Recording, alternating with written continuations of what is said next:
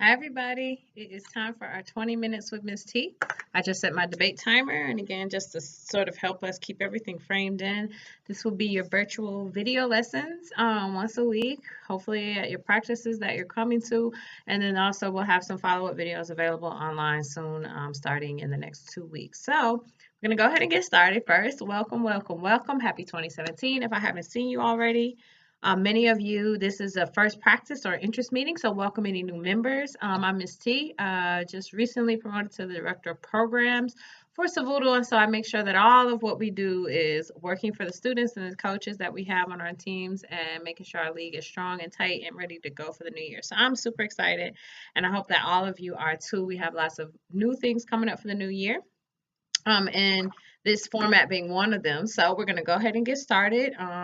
If you didn't see our last video, our first 5 minutes or so is our housekeeping. That's our old business and our new business. So I'm going to go ahead and go through that so that you can have all the info that you need available come our workshop, which is our next time that we see each other as a group. So first, for housekeeping and old business, our first piece of old business is just a reminder to turn in your SVUDL permission slips that have both your info, parent contact, all of your up-to-date contact information, but also has your medical emergency release and then your photo release so that all the cool things that we have going on this year you can be a part of, and we officially know that. Also, we're going to be starting a parent portal starting in the spring, and that'll offer information, resources for parents, and so we would need parents' contact info for them to be a part of that. Either a phone number or email works for us.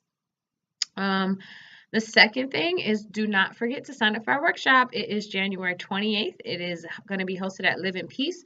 The flyer looks like this right here. So if you, your coaches might have gotten that, or they'll be showing it today. And I'm also going to show a quick screenshot in the video. But basically, this workshop is going to be super cool. It's going to be our chance to see how does poetry, how does being a congressman, how does being a radio DJ, how does being a spokesperson or a news host work into being a policy debater? What are the skills and things that we need to be emphatic, persuasive speakers, and how do we blend all of that together with our policy debate format? So we're going to be looking a lot at that this week, and we're going to be doing some really cool activities actually today about how you speak off the top of your head. How do you make sure that all of what you're saying is quick and on point and succinct and tight and ready to go?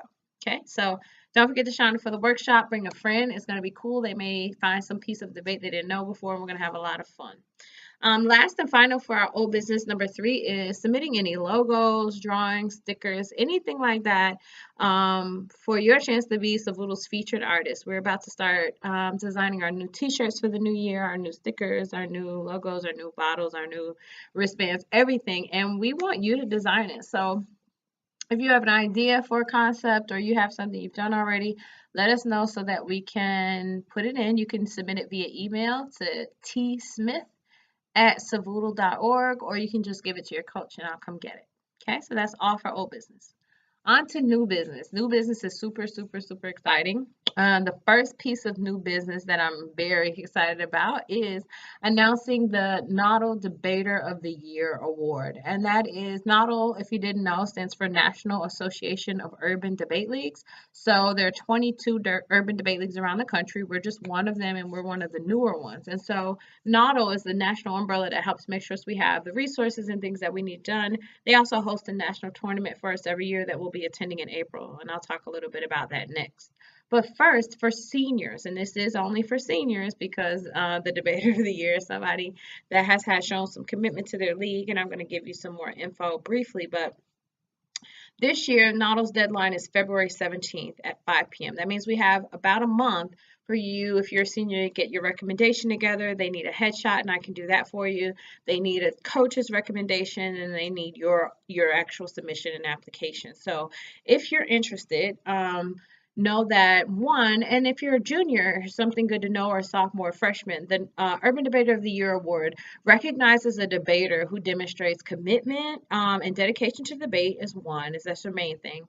Improvement in their own performance in school and debate in their whole academic and personal life, and then academic excellence and leadership in their school, in their urban debate league, and in their community as a whole.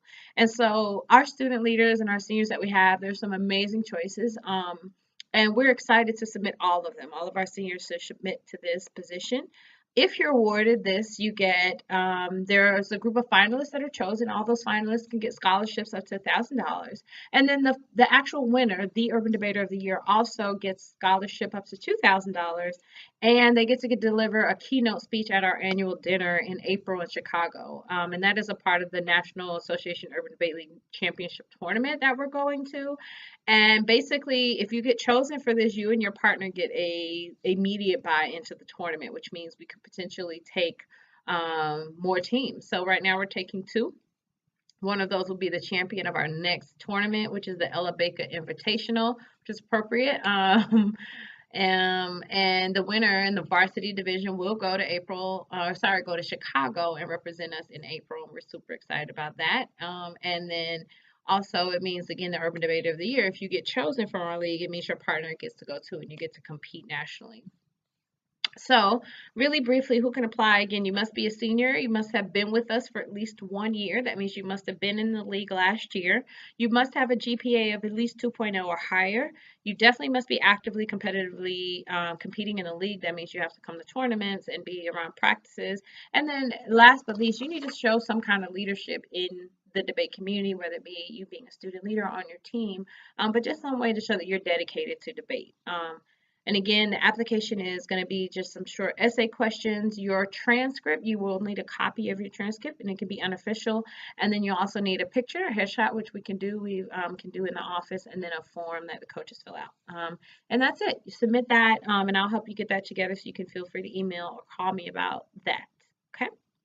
Our second piece of new business is that on Friday of this week, if you're watching this video on Tuesday or Wednesday, we have a Kirkland & Ellis law firm deposition visit. And depositions are basically when lawyers get to learn how to do good cross-examination. They get to learn how to talk to their witnesses and do all the things they're going to do in the courtroom. And if you're interested, I have 3 spaces left for that. There should be a permission slip attached to the email your coaches got. And so hopefully I will know by the end of today who those people are so that we can arrange for Friday's trip. And it is first come, first serve. And then lastly, big announcement, drum roll. The 2017-2018 high school policy debate topic has been released. And it is, and I will read from a paper so I make sure I get all the wording right. The United States federal government should substantially increase its funding and or regulation of elementary and or secondary education in the United States. We want education reform. SVUDL got to vote, California voted, all of the debate organizations around the country that have a vote got to vote, and education reform is it. So start researching now, pull those articles. What are the things that the United States can do to fund better education? And think about this globally. This is not a question of, oh, the schools are bad in America. This is the question of how are the schools comparing with the rest of the world? How are students going out to the world prepared? Are they really good and ready to go, or are there some gaps? And what we'll find is that the United States is far behind the rest of the world when it talks about not just their elementary and primary education, but more importantly, their secondary and university level education. We are eons behind some of the other countries in the world. So what are the things we can do? We're going to start looking at that. Go ahead and start researching. If you haven't, spread the word that education reform is a topic. So if there are folks who are interested, can also join and help us talk about it this year. So that's the end of our housekeeping. We did go over a couple minutes, but I wanted to make sure everybody had all that. I'm going to go ahead and jump right into our discussion and our lesson lecture for this week, which will be about prep time and prepping to win. The discussion this week is going to focus on how we use prep time, what is it best used for, and then we're going to practice an activity that lets us use prep time and see how we can make it more effective when we're working. So let's get started. In policy debate, the word prep time is actually shortened preparation time, and all it is the amount of time given to both teams, so both teams get prep time to prepare for their speeches during a round. Here's some key things to note. Prep time can be taken at any point in the debate, but what we would recommend is that you save as much prep time as you can for rebuttal speeches. Your constructives pretty much should be planned out. Your 1AC is definitely good to go. Theoretically, if you're negative, you should have your blocks and your shells all ready to go for the 1NC. So real no need to take time for that unless the affirmative throws you a plan that you are unheard of, like you've just never heard it. But if you've done some pre-prep, you should be able to just have shells ready. For the 2AC, it's the same thing. Theoretically, if you're good affirmative, you prepare for the negative arguments that are going to be run against you most. So you have 2AC blocks already. So necessarily shouldn't be using a whole lot of prep time for that. When prep time will come really valuable to you? One, when you're splitting the block. That's between the 2 NC and the 1 NR. You want to be making sure that your rebuttal speeches are prepared. Are you seeing the big picture? Did you take a moment to talk to your partner to see if they get the big picture? Are you guys communicating the same big picture to everybody? You want to make sure that you're aligned there. So what you'll do then is like take prep time closer to the end of the debate if you can. Now, here's some tips about if you can't. What we want to do is make sure that you're using prep time effectively. And first, we got to start with, why do we have prep time? What is it used for? Okay, so let's think about these 4 things. First, to use prep time effectively, you have to remember that you have infinite prep time before the debate round. Basically, that means most teams think about prep time when they're in the round and they're stressed and they're like, oh my God, what am I going to say? But winning teams realize that they have months, weeks, and days before a tournament to get ready. During this time, you need to be looking for articles you didn't see. You need to be writing your blocks to answers that you lost in the last tournament. You need to be going over your flows from the last debates, making sure you've written down all the arguments that you could possibly have right now for this debate. When you do that, you create that time for you before a round to have all the things you need, and that's the most valuable time. It is that pre-round prep. Actually, that makes the most use of the prep time in round. So that's the very first thing to remember, is that you have this infinite amount of prep time you could be using before a debate. So if you get to a debate and then you're stressed, that's probably because you didn't use some of the prep time you have before the round. So don't forget that. Spend time outside of practices and with your partner getting your arguments together, okay? Second is make sure that you know for our league right now, what we have is 8 minutes of prep time. That means both teams get a full 8 minutes. Theoretically, what that means, even if you didn't use prep time till the rebuttals, you'd have 2 minutes before every speech of your rebuttal to get ready and get your thoughts and ideas together. But keep that in mind. For varsity, after our summer tournament, you'll actually only have 5 minutes of prep time. And for varsity, that's made shorter because you should be ready. You should be more ready, and you should need less time in round to actually get these things together, okay? Third thing, be strategic about your prep. Have blocks already written. Spend time pre-flowing, which means I'm going to go ahead and put my 1AC on flow paper now. I'm going to go ahead and put my DA shell on flow paper right now. I'm going to go ahead and put my topicality argument on flow paper right now. That's what pre-flowing means. That way, you don't have to flow during the actual delivery of it. You could be writing arguments. So if you pre-flow, and then there's another one called backflow, and that just means when you are speaking, it's kind of hard to take notes, right? 2 things can happen. Either your partner's already flowed out and they are copying what you said to your flow so that you have it, or during prep time of the next speech or of your own team, you're actually backflowing what you said. So it means you are applying what you said to your flow so that you have everything. If you're doing that, make sure you're just being strategic about it. While other opponents are getting ready, use their prep time to your advantage. Be strategic about this. It shouldn't just be, oh, I'm stressed. I don't know what to say. Let me stop and pause for 2 minutes. You should be planning out when to use your prep time. So if you know this is a case I haven't heard, plan to use it later on in the debate when you need the big picture story. If it's a debate where you're just completely lost, take a few minutes of prep time at the beginning, get your big picture together, have your analyticals ready to go, and then go forth. Just make sure that you don't waste any prep time. If you see other team prepping on prep time, that's your prep time too. Get ready. Don't just sit there. That's a really easy way to lose valuable minutes, okay? Last, don't forget the goal of prep, okay? The goal of prep is not to think about how bad you're losing the round, which is what a lot of us do. The goal of prep is to do one of these 2 or 3 things. 1, find evidence that you need, okay? So that means going through your files, making sure the card that you had is there, okay? 2, prioritizing your arguments for strategy's sake. During prep time, you should be thinking about the big picture. You should be saying, Judge, here are the 3 reasons why I'm going to win this round. Okay, here's why those things are happening. And then 3, you're going to clarify your goal and map of the speech. In other words, if I spend all of my prep time prepping what my speech will be, hopefully what that allows me to do is see the big picture and take all the arguments into account. I might take prep time to circle prioritized arguments on my flow to make sure I hit them. I also might make time to say, hey, what arguments are really killing me? What do I need to focus my energy? So that last and final sort of tip is just to make sure you define for yourself what is prep time going to do for me right now? How am I going to use it? Okay. So that's basically the 4 main ways that you need to think about prep. 1, making sure you make use of this infinite time before round. 2, keeping in mind how much prep time we have, and right now it's 8 minutes for our teams. 3, being strategic about your prep. Are you having your blocks already written? Are you spending time black flowing or pre-flowing your partner?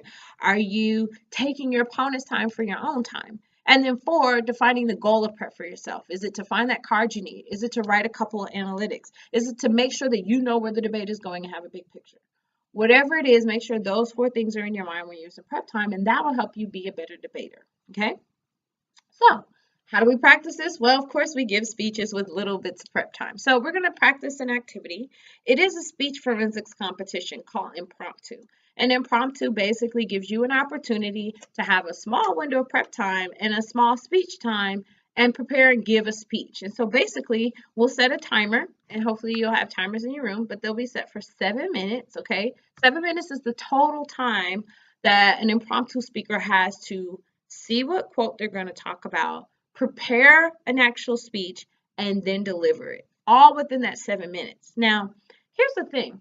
Impromptu is a competition. So when you're delivering a speech off the top of your head, keep in mind some of the things people might look for. Are your points clear? Do you have 3 main points? Do you have supporting evidence? Are you being persuasive? Do you have any kinds of connections and transitions to what you're saying? As a debater and as a speaker, those are things you want to do naturally. What if you only have 2 minutes to prep for that? How do you get your mind ready? And that's what this activity is going to help us do. So, to practice our prep time use and our speaking with analyticals, we're going to practice some impromptu strategies. Basically, what you have to do is brainstorm after you've picked the topic, use an outline that we're going to provide, and deliver a 4 to 5 minute speech. Now, here's the trick. Impromptu, there's a 7-minute window. You're given a quote. Most good promptu speakers, and I'm talking, high-end national competitive level, will spend 30 seconds preparing a 6.5 minute speech. Now imagine that, 30 seconds preparing a 6.5 minute speech. I can't do that. I need a little more time. So we're going to practice. Our goal is to spend 2 minutes of the first 7 minutes preparing the speech in the outline and 5 minutes delivering the speech, okay? You're going to get an outline, which is going to include just an introduction or teaser, your first main supporting point plus evidence, your second main supporting point plus evidence, your third main point plus evidence, and then a conclusion. 5 points, okay? Each point should take about a minute when you're speaking, a 5-minute long speech, right? And you're going to take 2 minutes to prepare that speech, okay? Now, seems weird, seems like why would we do that? We wouldn't prepare like that for debate, but what it does is build this mental capacity to have, 1, a few minutes to prep, but analytical arguments ready to go and analytical use of it. So, for the last 2 minutes of my 20 minutes with Miss T, here's what I want you to do. You're going to find a partner in the room. You guys are going to choose from the quote list that I've attached to the email and the activity. And then you are going to take turns timing each other in 7-minute periods while one person prepares, writes, and delivers their speech, and the other person is the judge. You're going to use the rubric, you're going to check off what you saw, then you're going to switch. 7 minutes will be set again, the other person will choose their quote, take their 2 minutes prep, and then deliver their 5-minute speech.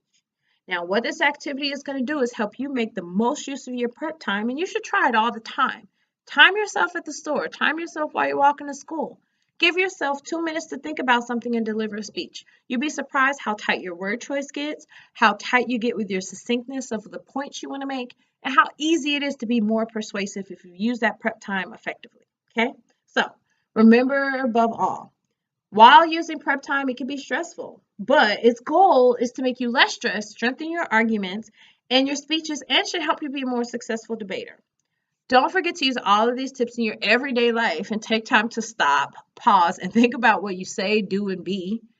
And trust me, your prep time is up to you. You have an infinite amount of time to plan and get your life where you want to go. So don't forget to use your debate strategies to do that.